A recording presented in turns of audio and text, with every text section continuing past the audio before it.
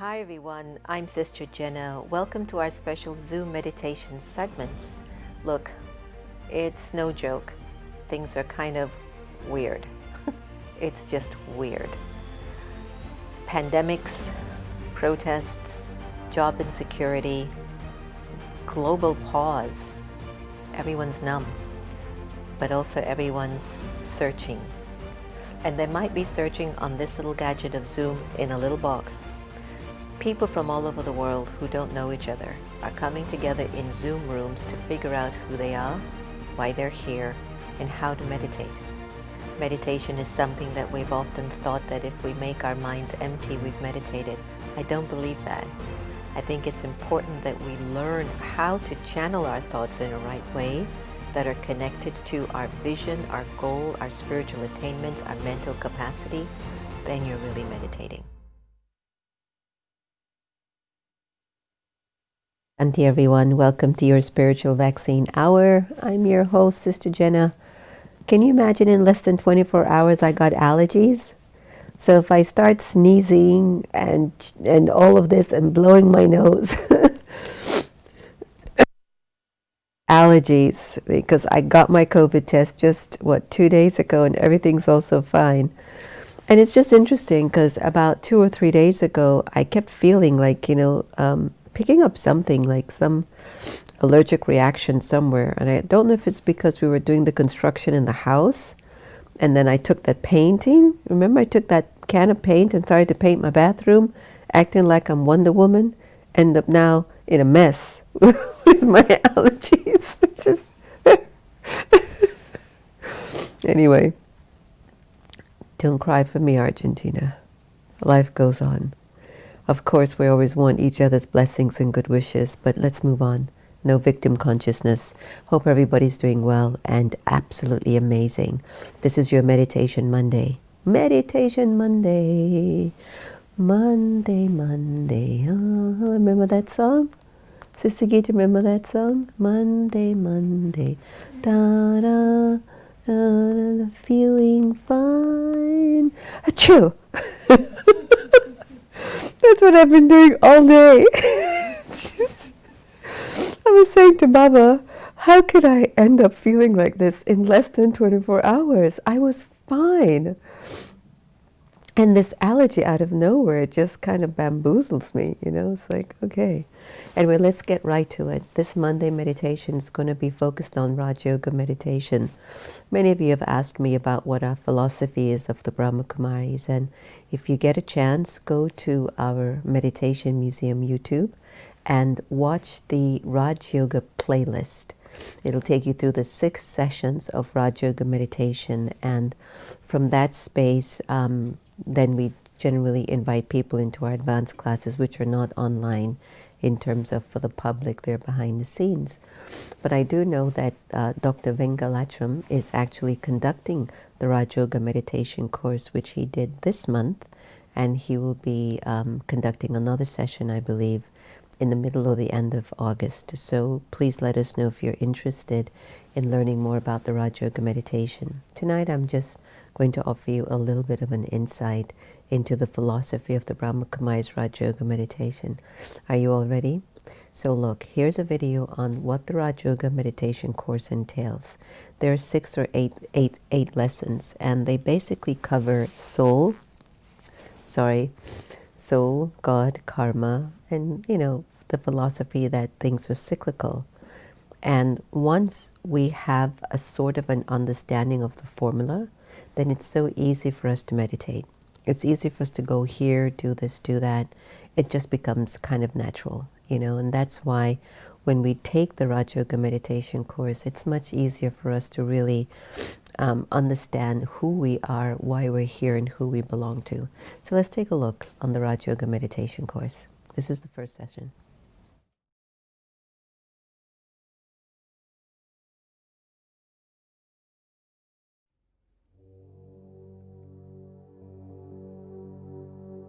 Who am I?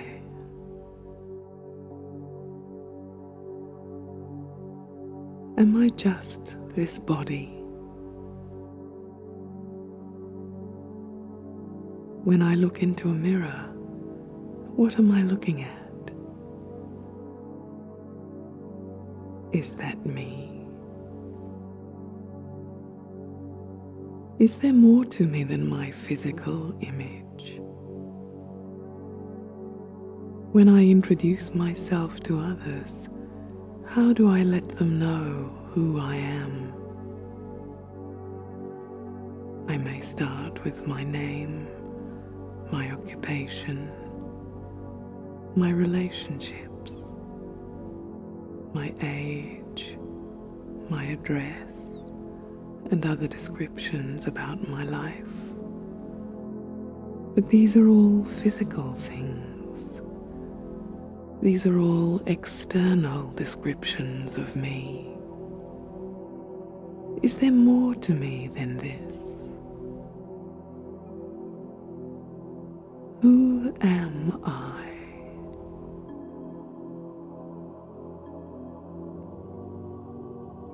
What is my spiritual identity?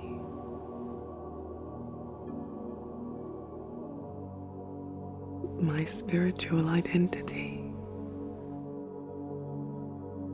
My eternal identity is soul. I am a soul, a being of energy.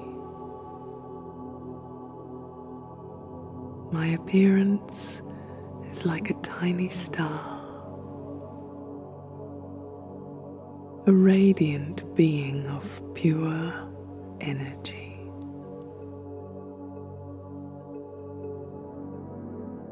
I imagine myself free from all the influences of my daily life for a moment, floating free as a star,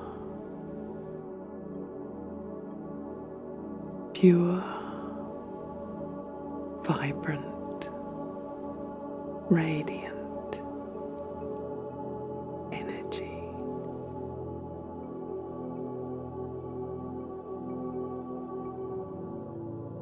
I am a being of peace.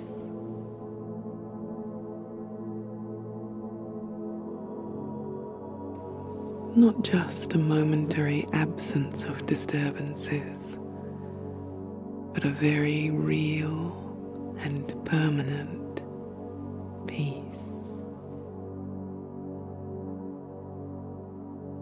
Within my nature of peace, I also find love. Not the temporary love of passing phases, but a deep sense of self-respect and compassion.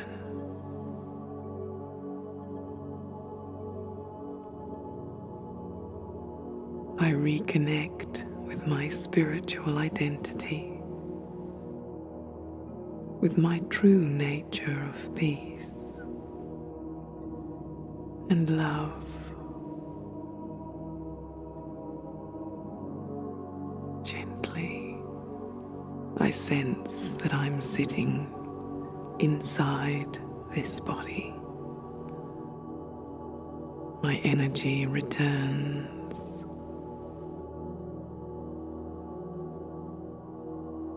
and I know who I am.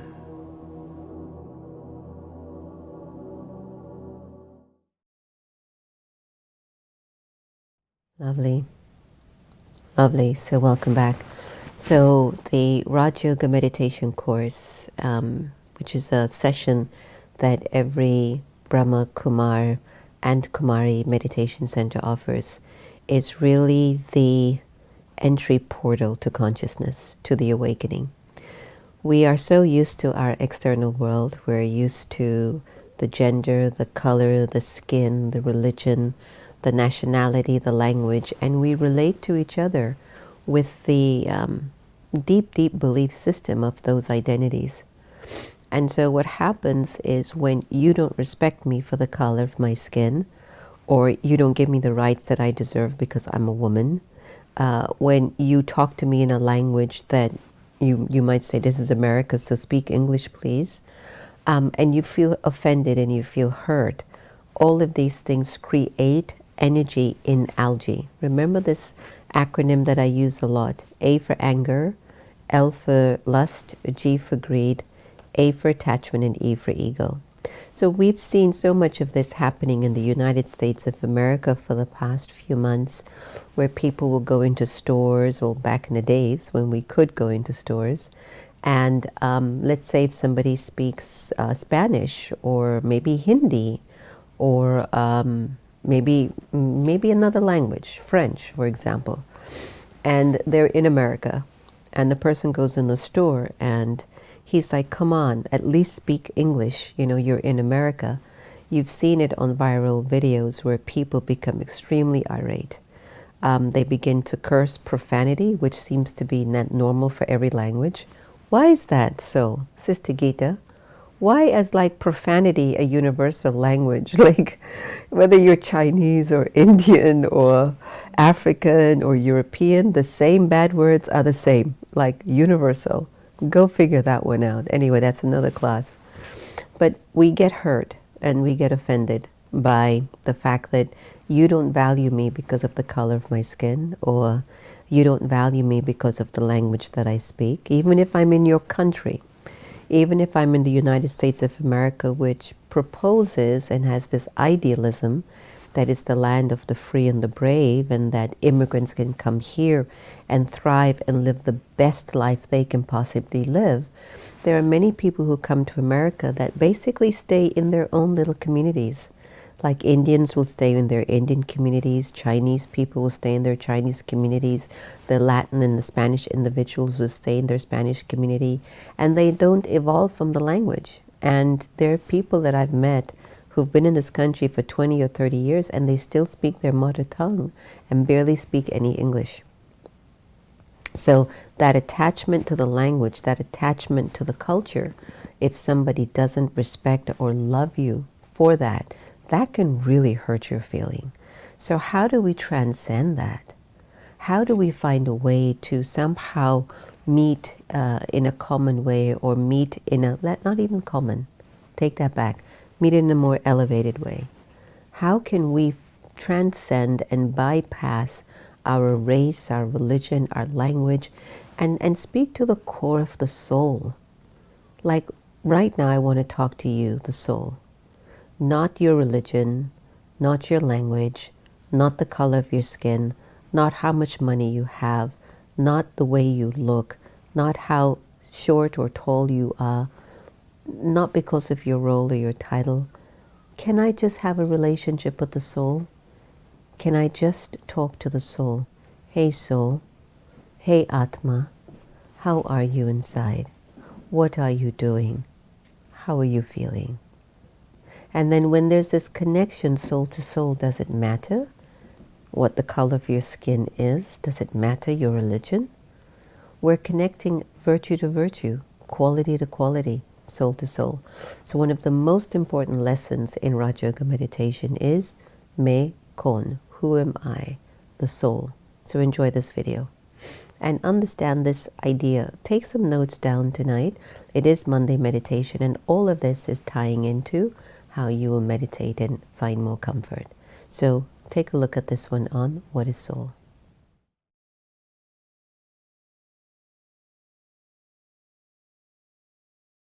The true self. Taking just a minute, in calm silence, I observe that I am energy, a point of immortality, different from the energies of time, sound, and matter. I begin to realize that I am an actor within this costume, my body, playing my part on the stage of life. Remembering my point-like reality, I feel the strength of peace and love empower and free me from everything hurtful. Now, I have the strength to master the external world of relationships and situations. So perfect. So now, when we decide to meditate, we go behind the eye. Okay? We go into the world of the soul. You saw the diagram. You and I are souls. The most richest man in the world is a soul. Jeff Bezos is a soul. I heard Elon Musk, which is one of my heroes, ranked number 10 of the world's richest. He's a soul. Mukesh Ambani from India, one of the richest men in India, he ranked number 7. He's a soul. The kid next door, your house, who lives next door to you, is a soul. The person running the United States of America is a soul. Your mother, your father, your teacher, your best friend, your enemy, they're all souls. And inside of the soul is a recording of every action they've performed and the motives behind those actions. Determine their happiness, lack of happiness, freedom, lack of inner freedom. And I'm talking about inner freedom, not external freedom. Fascinating, isn't it? Don't you think that's amazing to consider? You and I are living energies. The soul can never die. It cannot be burnt. It can't be cut. The body dies. The body can be cut. The body doesn't last. But the energy of the soul carries on and on and on. A lot of my friends have said, Sister Jenna, I don't want to come back. I'm done. I go, you wouldn't say that if you were happy and everything was going great, trust me. Everybody would be like, oh my God, I don't want to leave here. I want to stay here. This is perfect. I don't want to leave. That's what everybody says. And when it starts to go upside down, people are like, I don't want to be here. Please tell me I'm not coming back. You could have the biggest of house. You can have the best of cars. You can be like the Ambanis, have over 1,500 housekeepers and maids and servants and drivers, and something could be happening inside at the soul level. So it's not about your physical needs. It's about your spiritual experiences. So in the teachings of Raja Yoga meditation, through knowledge, we go into the soul and we focus on the personality, the impressions, the sanskaras, what you and I would call the subconscious. Everything, mostly like 90% of the things that are happening to us, it's not because we're consciously willing it. It's because of the subconscious, because of the personality, because of the sanskaras. The energy of the sanskaras have been fed over and over again for such a long time that it's on automatic pilot. And so when I feel like it's not taking me in the direction that I want to go, if you feel like you're in a situation you don't want to be in, that's because of your sanskaras. It's not just because you chose to be in it. You chose that situation because maybe you were still influenced by a past sanskar. So you're still in the same energetic field. So in the teachings of Raja Yoga meditation, it says, all right, you want to break that pattern, you want to break that routine, consider yourself a soul.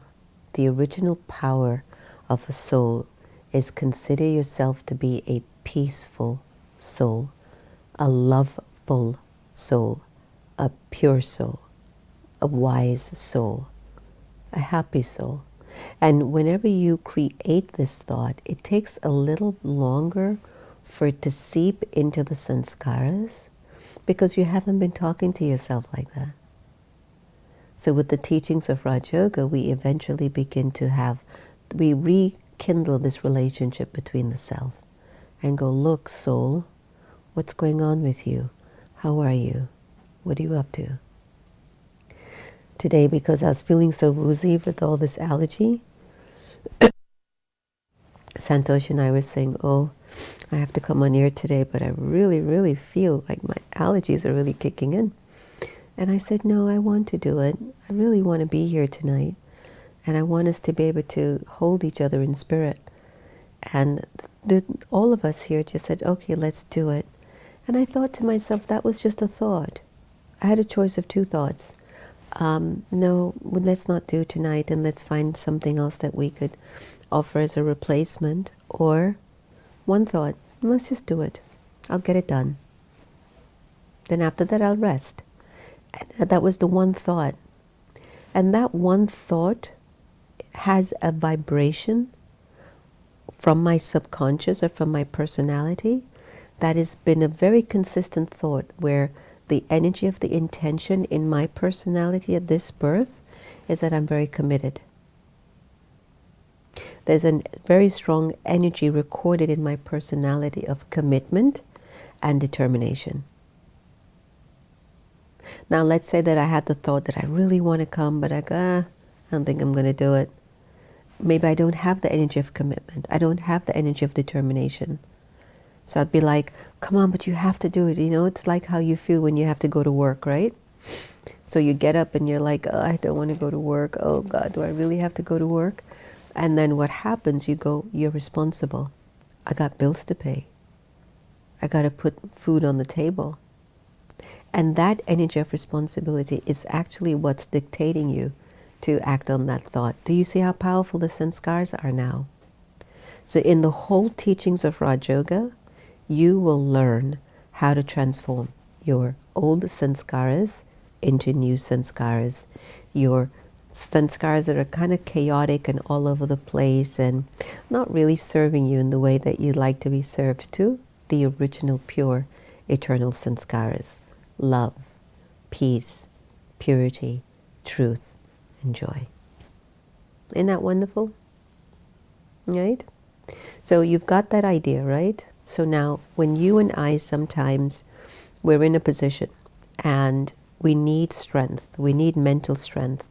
We have the words in our mouth, we have the thoughts in our head, and we might even recite the thought, we might even say it, we might think about the word or the idea or the thing that I want to do, but for some reason I just don't have the power.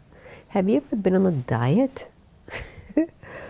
And I'll always remember this scene in my life. I'm 13. I've been blessed that I don't gain too much weight. No one in my family is obese, but I still have to be careful, right? So, of course, when you're young and you're 13, it's always important to keep your body in shape. Goodness gracious, remember this diet I went on, Sister Gita? I was 13 years old. And I would just devour a chocolate cake, and I would compensate my calories with a Diet Coke. And my intellect went to the Diet Coke. I'm on a diet. And I would not think about that chocolate cake.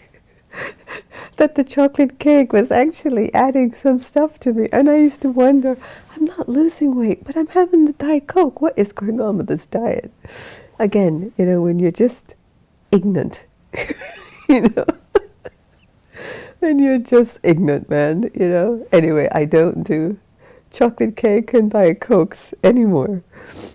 But there are times that you wish you had the inner strength to think in a way that supports your spiritual dignity and power. And so many times you wish you had the inner knowing of yourself, the inner ability, the inner power to make choices that will support your higher sense of self. A lot of times our choices are still focused on the past, you know, or just, I'm just dealing with what's happening here. I'm not sowing seeds really for the future. I'm just trying to survive, right? So we need power. So where does the soul plug in? Like our iPhone needs to get plugged in every day in order for the battery to be charged. Where do you plug the soul in to get charged? You plug it to God, to Baba. So check this video out on how to really have this kind of a link to the soul and see if it helps you.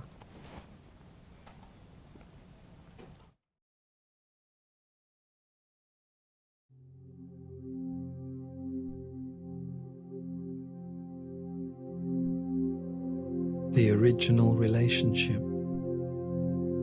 Taking just a minute, I come to my home. I see the Supreme Soul, a radiant point of energy. I am his child, his friend. He calls. I come closer. I feel nurtured, cherished. I feel safe, loved. The one who is pure love accepts me as I am. All fears and disappointments melt. He whispers through a thought.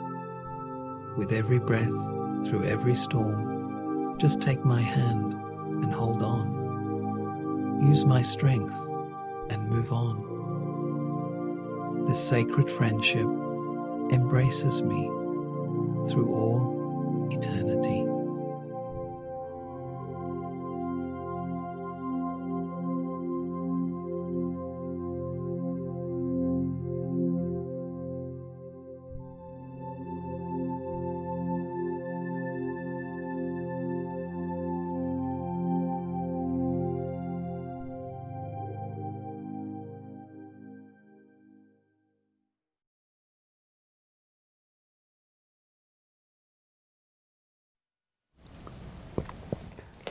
All right, so that's a really important part of Raj Yoga meditation, the link between the soul and the Supreme. Because just like how sometimes, when you were a child, you would go to your mom for nurturing, or you went to your dad for protection, or you went to your older sister or your brother to play or to get advice to. In the same way, I can start to have an intimate internal relationship and connection with Baba, with the Supreme. And remember, everything is about a belief system. You do become what you believe. And whatever you think, after a while, it just fills up your whole energy level. So imagine if you're thinking about God, about Baba, and you're thinking about God as your mother, the best mother ever, the best father ever. For me, my relationship with God for many, many years has been best buddy, my best friend. I can tell Baba anything and just go through whatever I need to go through with my friend, knowing that Baba's got my back. And what does that do for me? It gives me a deep sense of comfort. I feel like I'm not alone. I feel I can be open and honest, because when you have a relationship with a friend, you tend to be pretty open and honest. What you tell your friend, you wouldn't tell your mother.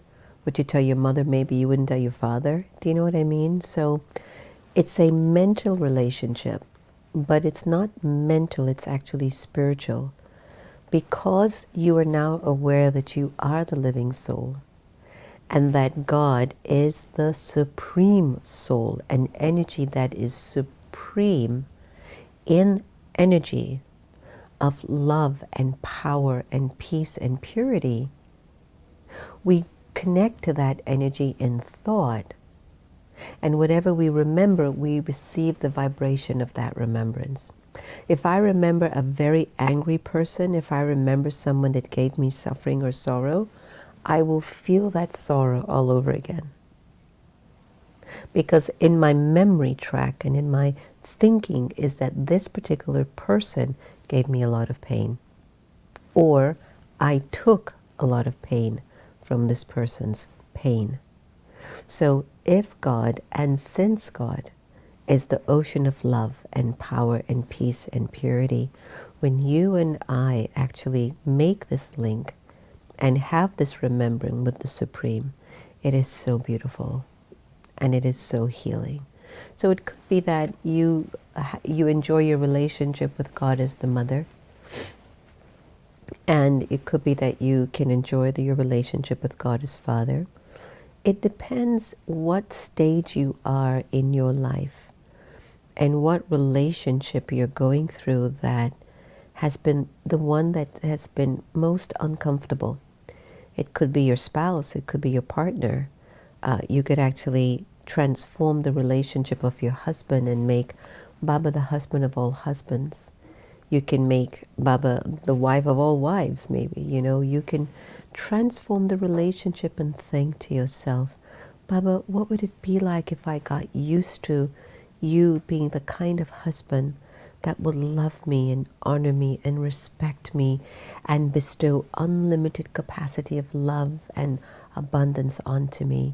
And as you're thinking of that connection and relationship, you're being satisfied. The soul is now being satisfied with that relationship with Baba. So then you stop pressuring your husband to give you what you want. He's what he is. And maybe as he starts to witness you kind of finding your own power and finding your own strength, he's going to be like, wow, she seems to be okay, or he seems to be okay now. So the minute that our souls begin to really have this deep dive in this connection with Baba, it really starts to illuminate the being. And those areas in the subconscious, those areas in the sanskaras that have some bruised memory, some hurt experiences, where the algae is lodged, the energy of Baba's love will clear it up. Will clear it up. So I want you to percolate on that for a little bit. And Asmita, thank you for being so sweet. Yes, I am feeling everybody's loving, healing vibrations. You all are just the best. So why don't we send it during this other break with Om Shanti song.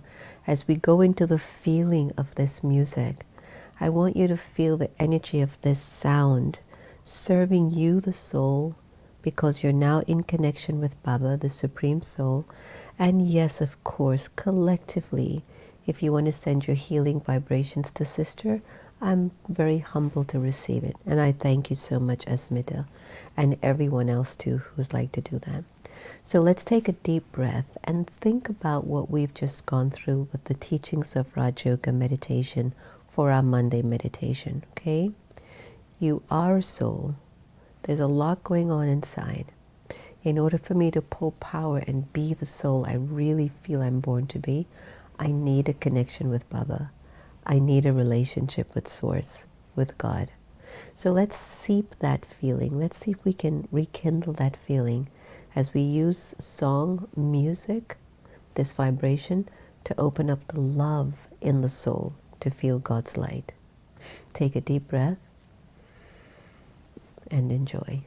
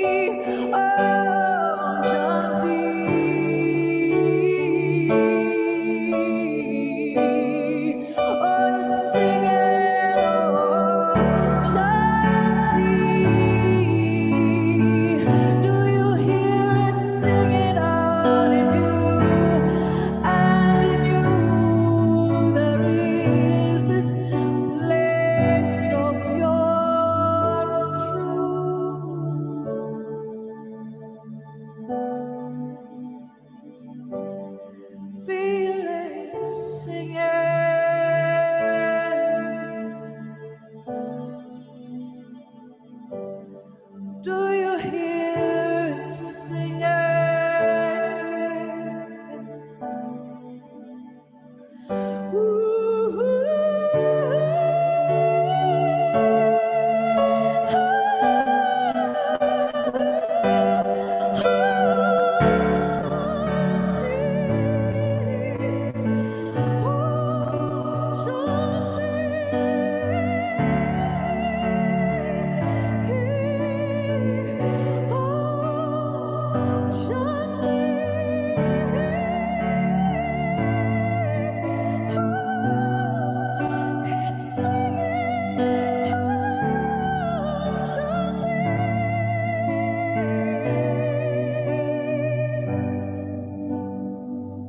We are this voice together. We are this voice together. We make this choice together. We make this choice together. Om Shanti.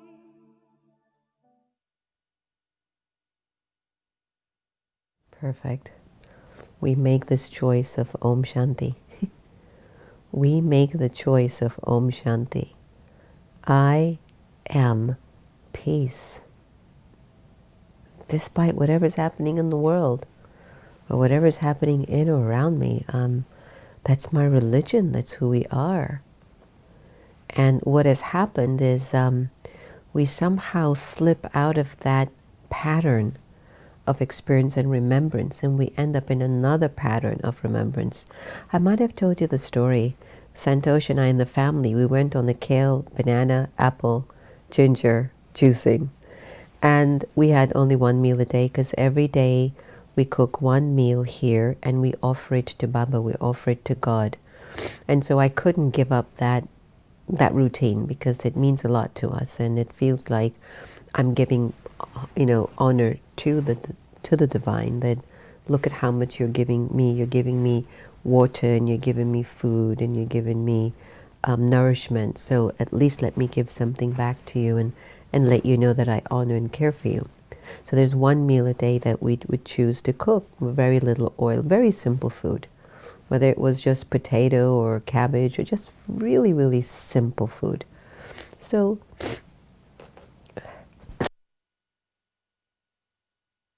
what happened was, we went away on a conference, and there was some pizza there.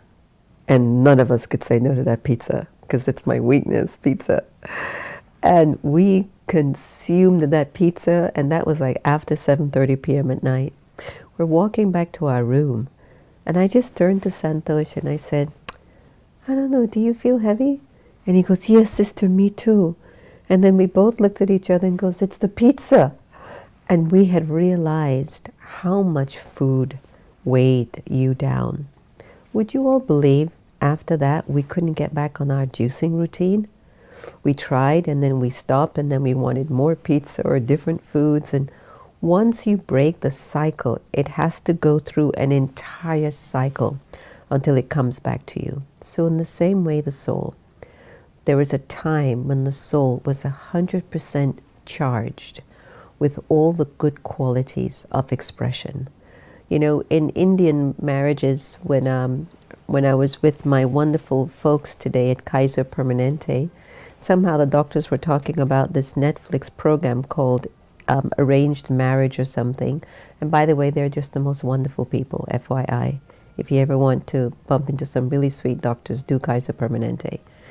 But anyway, they were talking about this this thing with Indian marriages, and it was really interesting because it's no longer the time to be doing these things, but yet we do it. But what I'm saying is that there's a cycle, like you go through a cycle, and the moment it shifts, you can feel it. So back to the Indian marriage thing, because I just kind of lost my train of thought.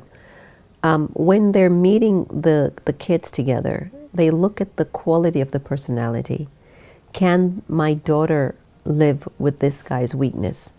Can this guy live with my daughter's weakness? That's what they see. They see what is at the root of the sanskar of that person, and are they compatible? Of course, astrology and all of that comes into play. Of course, the family values, all of that comes into play. But I find it fascinating that they look at the quality, the sanskar, to see if it's a match, which is really what's happening. So similarly, there is a time when our sanskaras were 100% everything powerfully beautiful, love and peace and purity.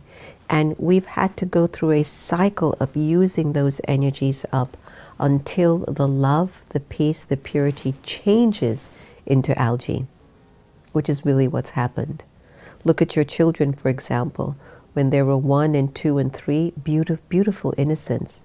When they were 10, 11, 12, you're like, When they become 16, 17, you're being very cautious about protecting their innocence. When they're 20, 21, 22, forget it. They're adults. They're doing whatever they want to do. And then we go through that period of living, and then we get to senior citizen stage. Sister Geeta's like a little baby. We call her baby daddy in the house, right? So you become like a baby again. So there's a cycle to everything. Once you have a thought, it goes through a particular period. There's a beginning, a middle, and an end, even to a thought. There's a beginning, a middle, and an end to even our marriages. There's a beginning, a middle, and end, but also new beginnings, even with our relationships with friends, even with our kids. There's a beginning, there's a middle, there's an end, and there's a new beginning. So take a look at the fact that consciousness is cyclical. Our lives are cyclical. And we're now at a particular very important point that we can interfere and disrupt our cycle and recreate the kind of cycle that we want. Enjoy.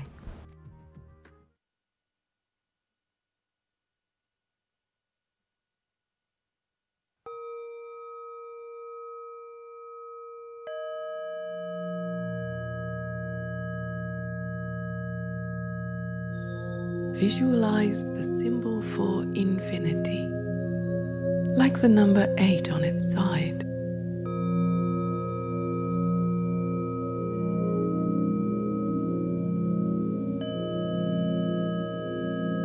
Bring some sense of movement to that shape as you trace a path with your thoughts.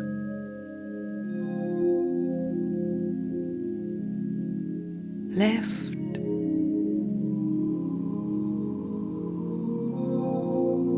and right.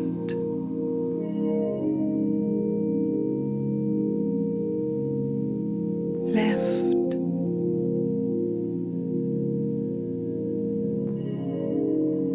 and right.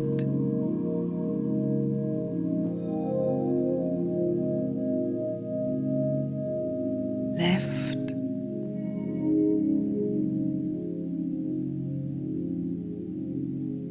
and right. Tracing the shape of infinity. Continue the movement.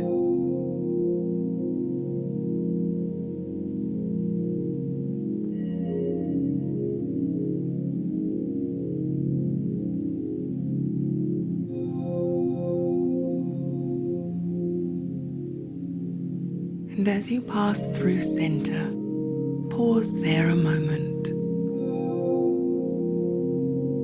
The point where left and right meet.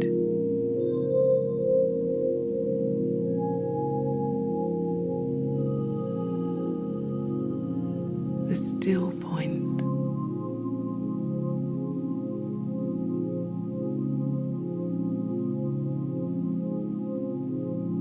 The 0 point.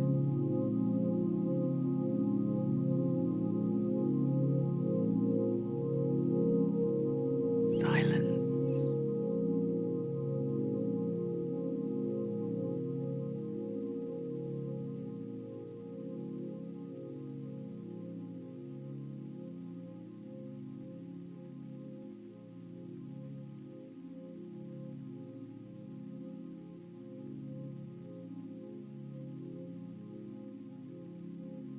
And begin the movement once more to the left, tracing the shape of infinity, passing through center to the right,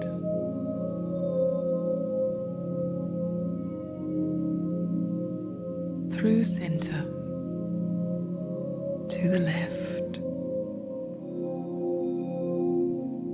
through center to the right. Continue the movement.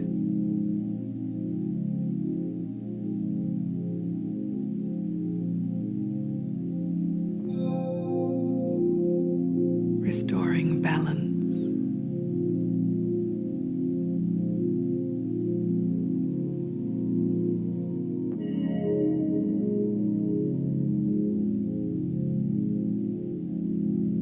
Resting place for your mind.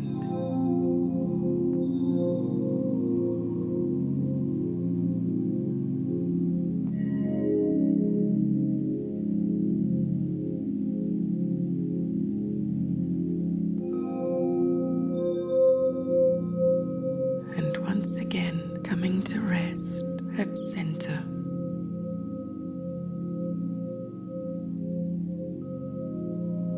Resting at the still point.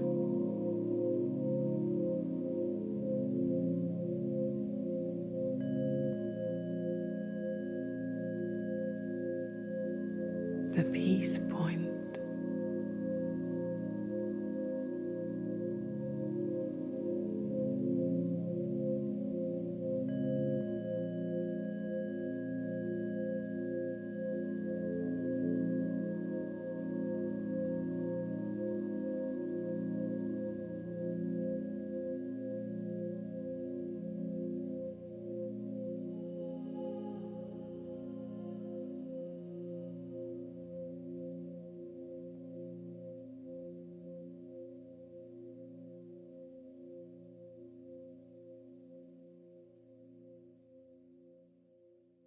That infinity, the cycle, something that I came to realize, everyone, is that things that I do stay recorded and they kind of stay in for a long time.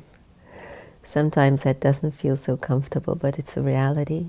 And the quicker we can accept our realities, then the faster we will move forward and get out of the past and the muck.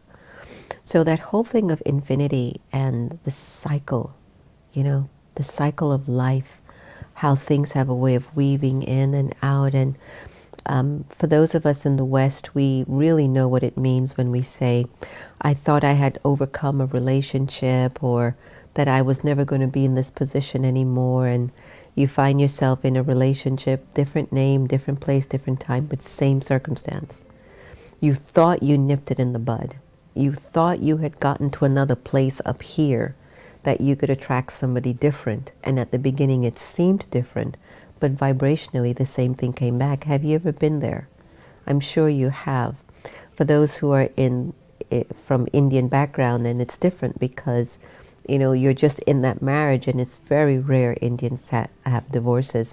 Now it is increasing, I do know that. But just back in the day, you were just going to stay in that marriage until death do you part. There's just no getting out of that cycle. And for some of us, we have the option to get out of the cycle, but still end up in the same cycle again. So what I'm trying to say, there's no culture that's better or less. Sometimes we might think, well, how could they do this? And how could they? No, everybody's doing what they're supposed to do. Totally get that. I don't care if you're black or white, Chinese or Indian. Everyone's going through some very similar stuff, all right? So we have gotten into this cycle of thinking, and we want to break it, but we don't know how to interrupt it. So just like how this global pause and this COVID and this pandemic has become a major interruption in our lives, in the similar way, when you come to the awakening of being a soul and remembering Baba is your supreme current, your charge, and thank you, Asmita, for sharing that I'm your charger.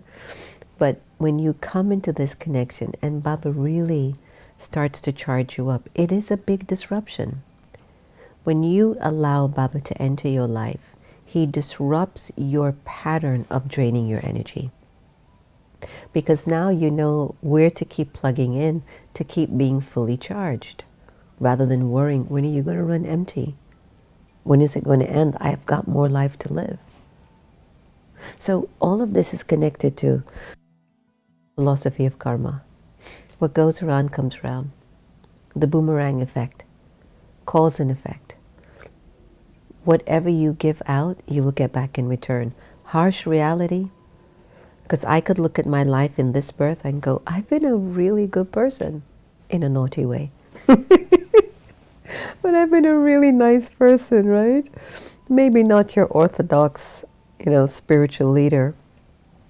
But I don't believe in being something on one side and something else on the other. I believe in being so authentic that that's how you grow with people, So I guess I've just broken that cycle of how that goes karmically in the past when you meet sages and saints, and how, there's always this energy of repentance and suffering, and, I'm just suffering my way back to some enlightenment.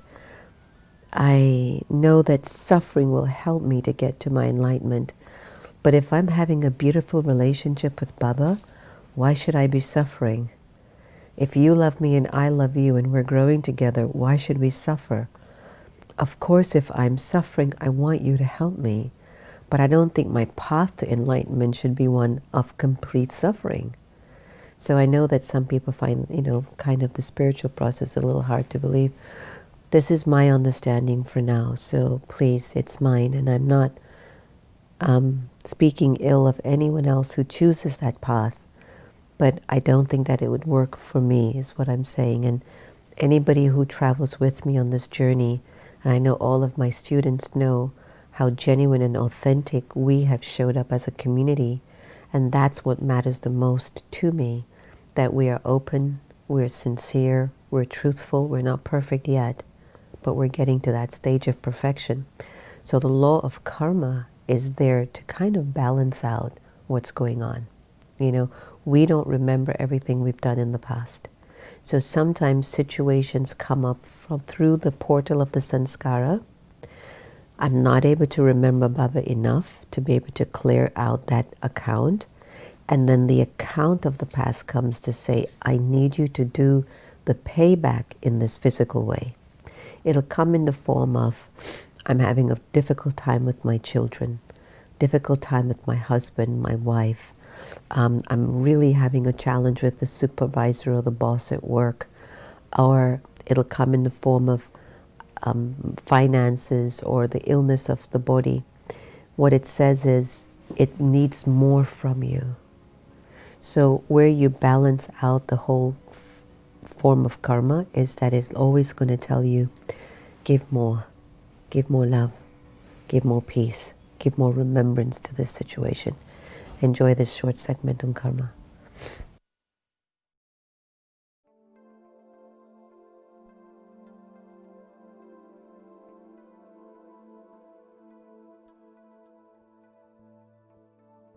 One of the ways to unlock the door to rapid spiritual growth is to understand the secrets of creating pure karmas.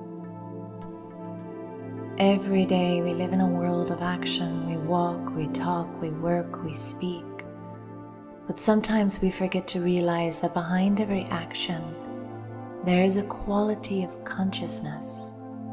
And that quality of consciousness becomes a seed. When we bring it into action, it is sown in the soil of our life, and just like every seed, it will turn into something. Some scene, some situation, some scenario.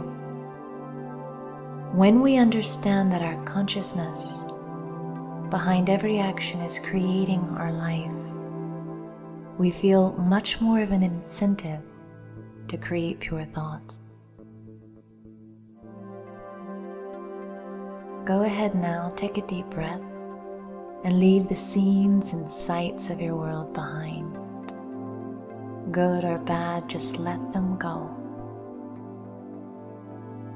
And feel yourself slip into a deeper space of quietude.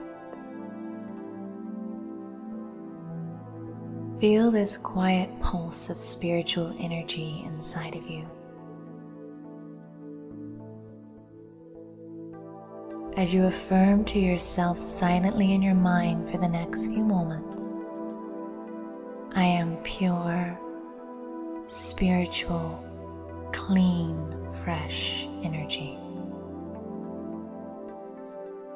Pure as crystal clean waters, untouched by any of the pollutants of the world. Fresh, innocent even, of waste, of negativity, of any thought that you don't need. You are simply pure, clean, fresh energy.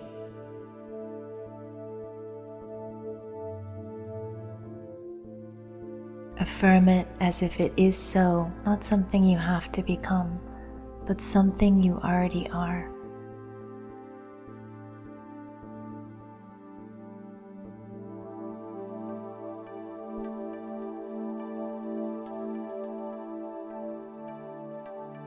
And now, having taken that time to create pure thoughts, leave your sanctuary, your spiritual workshop, and come back to the world, ready to sow new seeds with new, pure, elevated thoughts.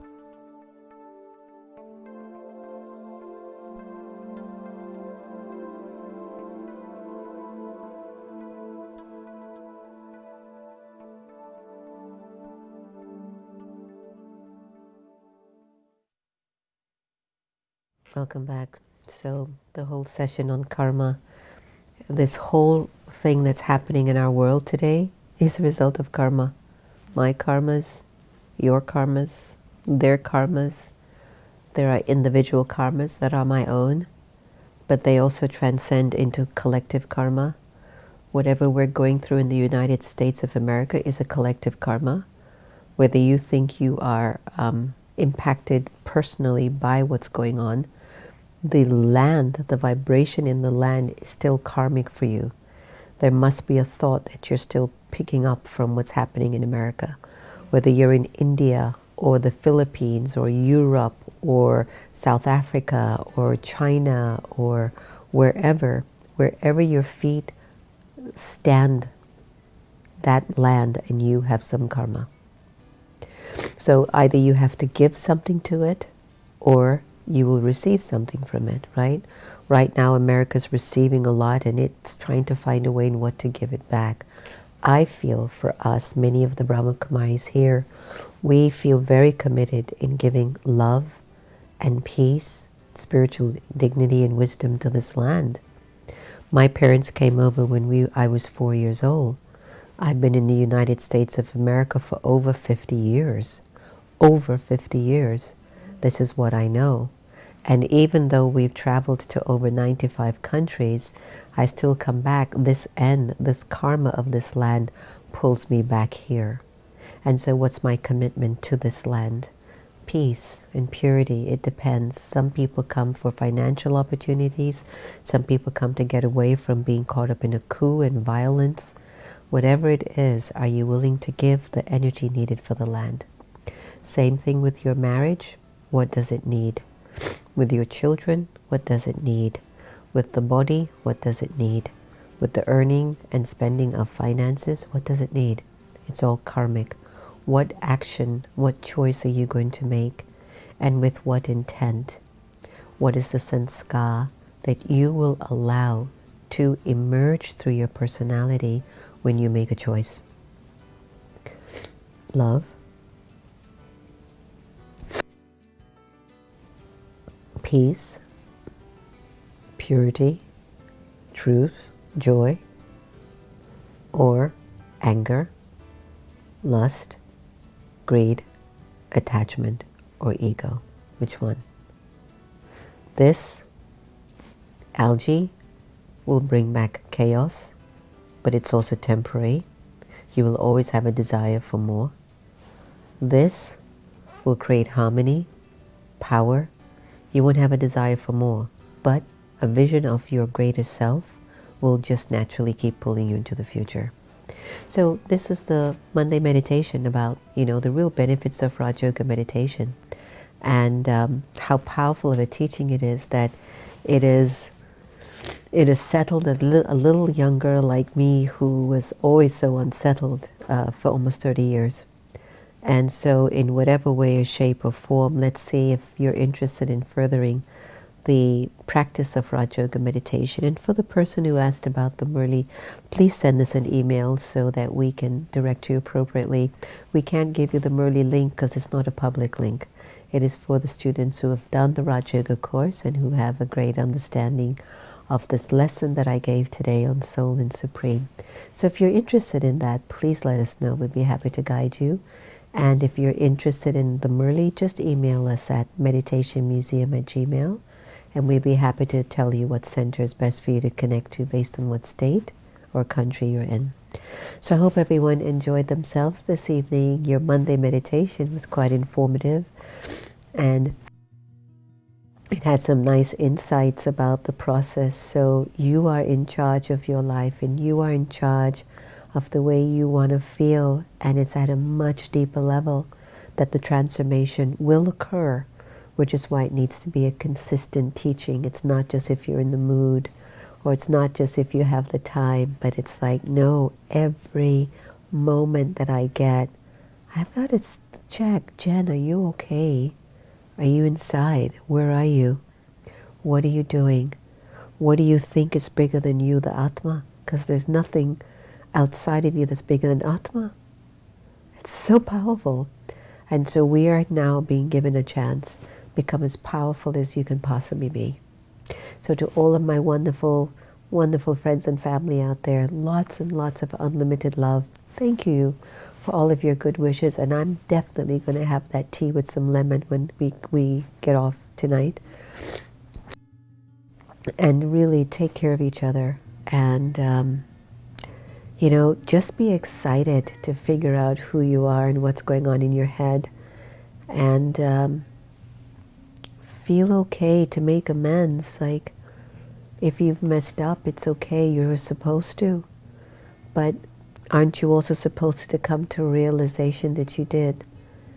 And try to put Baba in your thoughts, into your words, into your choices, until Baba becomes a natural flow of energy through you. In the meanwhile, enjoy the roller coaster ride, the remembering and the forgetting, which is a great deal of fun. But just know and have the faith you'll get to your destination, and victory is guaranteed for you. So lots of love to everyone. Have a lovely night. Sweet dreams. Om Shanti. See you again tomorrow.